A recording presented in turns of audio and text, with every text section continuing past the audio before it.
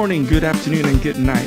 And on this iteration of Creator Shatter for the Shatter After, we are talking with executive producers Nick Stanton and Devin Bunje for the great and new amazing show on Disney Plus, HAILEY'S On It. It is a great coming-of-age story with sci-fi elements, and it really teaches kids and adults alike to have confidence and doing the things that we really want to do and just going for it. So, guys, thank you for joining us on this episode of the Creator Shatter. I always love talking to creators about the work that they do, the content they create, and animation is a big part of my life. I'm a huge anime fan. I've been watching cartoons all my life when I was small, and now that I'm big. So I really had a blast watching the couple of episodes I was able to see, and I really want to get into this and get behind the root of the show and what inspired you guys to do HAILEY'S On It. So from The Replacements, The Emperor's New School,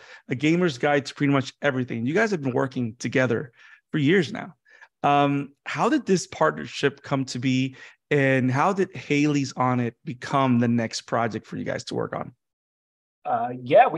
We first met at college. Actually, we both came from small, cold, snowy climates. I was in Northern California. Nick grew up in Minnesota, and we both went to USC in Los Angeles for screenwriting.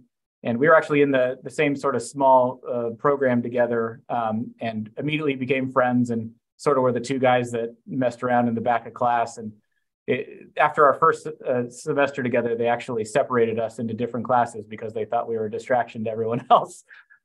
So it wasn't until our senior year that we were lucky enough to take a pilot writing course, like an elective where you would write a sitcom pilot. And our professor was a man named Jay Moriarty, who used to be the showrunner of The Jeffersons with his writing partner. And he encouraged us to write together because he could tell that we sort of had the similar tastes and we enjoyed joking around together. So we did that for the class, and it worked out well. We ended up creating a show at USC that got produced at USC, and then we started writing after college together. And our first writing gig was at Disney Television Animation for a show called Brandy and Mr. Whiskers, and we have been doing that ever since, just writing together. And that's awesome. And our last few shows are ones we created together as well. Nice. How did you arrive as HAILEY'S On It as your next project? Where did this project come from? Yeah, it really sort of came from an idea for a scene, and that a version of that scene ended up in the first episode. But it was basically the idea that there's this regular 14-year-old girl and this crazed professor from the future, comes into her room, and the idea for the original scene was like she has 2 minutes to tell her all of this stuff about the future, her future, the things that she does, and the future of the world, and all this kind of stuff, but can never really get the information out because the conversation keeps getting sidetracked by, wait, who do I go to prom with? What's the, all this different, stuff just keeps getting in the way. So we had this idea for a scene. And then from that, we sort of built out a world, really. It was sort of, who's HAILEY? And we came up with her character. And then she's got this next door neighbor, best friend, Scott Denoga. And it's, they're best friends, but maybe they're more than friends. And so we thought that was interesting. And then we came up with the character of Beta, and we just kind of kept adding ingredients to the soup. And pretty soon, we had a whole series, and then we wrote a pilot script. Awesome. So I can see one of the things that I've enjoyed so far is it's a coming of age story for HAILEY and pretty much characters around her, but it has a lot of all these sci-fi elements built into it. So this whole sci-fi aspect of the whole thing with the time glitches was, I find, interesting and hilarious at the same time. The fact that she has to worry about whether or not to confess her emotions or the world will burn on fire and the pandas will be on fire. Like the idea that all these, I love how it's like a metaphor about the fact that when we're that age, everything feels that big. The emotions are that big. So I like the idea of sci-fi as a means of just exploring more of that early years of, teenage to adulthood and stuff like that. So I love how you guys mix all that into the show. And one of the things that I love about the show, which I kind of saw as a major theme, and I wanted to get your take on it, on why this theme was so important. And it's this theme of every action that Hailey makes, or everything that she actually do, has an effect in the world, has an effect in her relationships, whether it's in an immediate scale or in a global scale. And I like the idea of the running theme of kind of like portraying that to the audience, like you have an effect, whether good or bad. It's whether you make a decision to do something or to do nothing, you have an effect. Why was that an important message to be at the core of Hailey's On It? Yeah, I mean, I think you sort of hit the nail on the head. I mean, we always liked the idea of having a theme where anyone can kind of make a difference and sort of,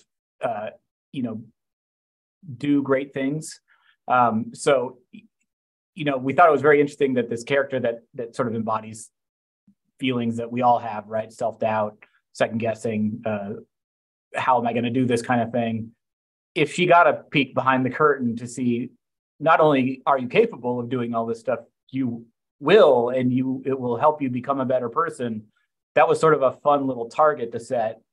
But then the show itself actually is, well, I still don't know how I got there, and I still have to do everything, So, you have to deal with the emotions. You have to deal with actually doing it. Exactly. Even though it's stuff she wants to do and it's stuff she knows she's capable of doing, it's still not easy, right? So, and the time glitches and the sci-fi elements were a great way of both, I guess, sort of showing exactly, what the effects that your actions can have, as well as providing extra obstacles, along the way, so nothing is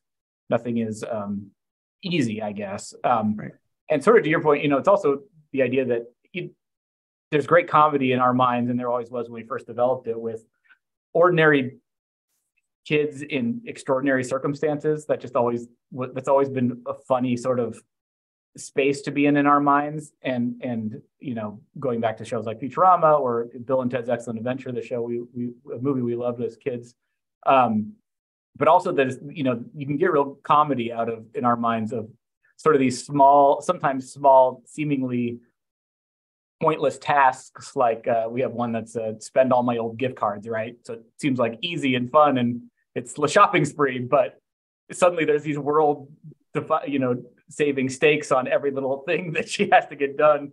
And I can't wait for that episode now. Now I need that episode in my life. And that one actually, it ends up just being a complete diversion from that. They find out they have a gift card to Butterburger, which shut down because it was so gross, and there's only one left, and it's in Flagstaff, so they have to do a road trip. But Scott invites Christine on the way, and now it's a 3-wheeled kind of thing. So it's fun because we have all these really interesting sort of dynamics playing off of each other. I like the low key thing with fast food, like the whole thing with the gravy cakes, like. They want a gift card for gravy cakes, and it's like, this is disgusting. Like, what are we doing? No, but yeah, like all those little relatable moments. Like, and also I like the fact that not only do you use the sci-fi for spectacle, right, and to go introspective with Hailey's character, there's always those little moments where she sees the immediate effect of, like in the beginning, in the pilot, right, in the immediate effect of her not doing anything after barfing on Scott means that now she lost her chance to actually do it without causing any more harm, because now Scott has a girl, and that changes dynamics, changes things. So we love Hailey. We love how relatable she is. We love how quirky she is. We love how competent, but also how confident she is in herself when she needs to be. Like when she really sets the mind to it, there's no one more confident than Hailey. Cravahlo plays Hailey. How was the journey to casting her, finding her as your Hailey? And I did notice also, and this was supposed to be another question, but there's no way that I can move it now, is that as Cravahlo is of Pacific Islander descent, was that something that influenced how you shaped Hailey and her family and her culture? Yeah. Well, first of all, with Auli'i and really our whole cast, we really got lucky. I mean, we sort of had a dream cast wish list written out, and we ended up getting them. It was just really a stroke of luck. With Auli'i specifically, we'd written the pilot script, and before we had her cast, so we really did tailor the character to her. Okay, that's awesome. In with her ethnicity and her Hawaiian heritage. We have, I don't know, maybe it was in some of the episodes, but she, her dad Kai is Hawaiian on the show. So we sort of tailored the character to that, and also the fact that she has this amazing singing voice. That was another thing. She was that wasn't really part of the show to begin with, like, in terms of her singing. I mean, we always love music, but in some early episodes, she really literally finds her voice, and we've worked that into a lot of episodes, and well done. Yeah. Well, that's awesome. A princess, so we're gonna, yes, with a great voice, so we're gonna use it. It's freaking Moana. Exactly. Yeah, and by the way, shout out to whoever thought of naming her little brothers Dwayne and Johnson. Shout out to that brilliant mind, because as soon as I heard that in the Sandcastle episode, I lost it. I was like, damn it. It was great. It was brilliant. Now, you mentioned her amazing singing voice, and the music of the show is phenomenal, from the theme and from the fact that in the 12-minute episodes, y'all were able to fit an entire musical on hats. Fedorable, again, Disney hit, I'm telling you. How did you guys land on Matthew Tischler and Andrew Underberg as your music supervisors, composers? Because they're doing an amazing job. How did that dynamic come to be? Yeah, they're incredible. Honestly, it worked out because in the pilot we wrote the song for the Love Boat ride, the Kiss Your Friend. What a horrible song. Yeah. So we wrote a song, just we thought it was funny that she would be in this situation with an on the nose song playing over it. And so during the pilot stage, we went out to just a number of different composers and songwriters to kind of get their takes on it, and they turned in the version that essentially is in the pilot now, or in the episode 101 now, and we fell in love immediately. We're like, this is amazing, and so we met with Matt and Andrew and kind of talked to them about possibly coming on as our full-time composers and songwriters, and it became quickly clear that they had the same taste in music. They had the same sense of humor. They got everything that we wanted to do with the show, and just everything was super additive. So it was a perfect partnership right from the start, and we couldn't imagine doing it with anyone else at this point. Yeah, they've done an awesome job, and I love how I always love when you take music and make it as additional storytelling beats, because you have those little subliminal lines there that if you're really paying attention, they're really informing on. It's another way of telling story, and the best composers do that. That's awesome. Yeah, we have a lot more of that coming up later in the season too, as well. Ooh, yeah, I'm excited. Now, I used to love Kim Possible. I still love Kim Possible. I used to watch it a lot when I was a kid, and I think that one of the best things that show has is the Kim and Ron dynamic. You have this brilliant, super able young woman, right? And then you have this kind of dorky best friend that is along for the ride, but he's amazing in his own way.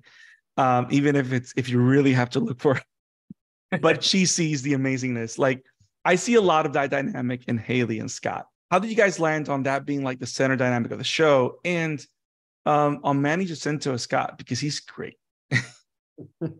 Yeah, at this point, we couldn't think of anyone else as Scott, because he's so unique in terms of his like rhythms, and we're just huge fans of Manny. In terms of the dynamic, it's a little like Kim Possible. I could see, although Hailey kind of has her dorky moments too, you know, at least in the beginning. So it's also a little bit different. The one thing that we also thought was interesting, and you don't see it too much in animated shows, is that, you know, their relationship changes over the course of the series. You know, there's twists and turns, like, you know, in the first episode, Scott starts dating Christy and the Hat Queen. And I'm not going to spoil it, but there are a couple other like big twists that happen even in the first season, where the game pieces kind of get thrown up in the air and the right relationship dynamics change. And we thought that was really interesting, you know, not doing an animated series that resets every episode, but like telling a relationship story that grows. Yeah. I was actually going to mention that. I like, because there's kind of like a episodic and serialized hybrid in the way you guys tell the story, because there is an overarching story, right? It's the idea of Hailey fulfilling these quests or things in every single episode, but you still have, and every single episode has a different beat to it, a different type of thing that she's trying to accomplish. But there is those serialized through lines of every episode we're finding out where their relationship is at, and there is significant things that happen to the relationship. Now, the last piece of the main cast, the great Gary Anthony Williams playing Beta. I cannot believe that this man is voicing a teddy bear that has a deeper voice than I do, but he's hilarious and sarcastic. Like, how did Beta come to be, and how did Gary end up being the voice of this great character? Yeah, I mean, the character of Beta sort of came out of, I guess, necessity, in the sense that we were trying to figure out a way to kind of creatively keep the list items coming, but not being able to always know in what order or whatever. Yeah. You know, kind of, we needed a device to sort of have Hailey get the help and suggestions for which list items she should be doing. So that we kind of came up with the character of Beta from that. And then I'll say getting Gary was probably the one huge benefit of the pandemic. We right after we had just heard and fell in love with Auli'i and Manny, the pandemic hit, and we were sort of forced to produce our pilot with scratch, which is, you know, sort of having fill-in actors that had their own home studios.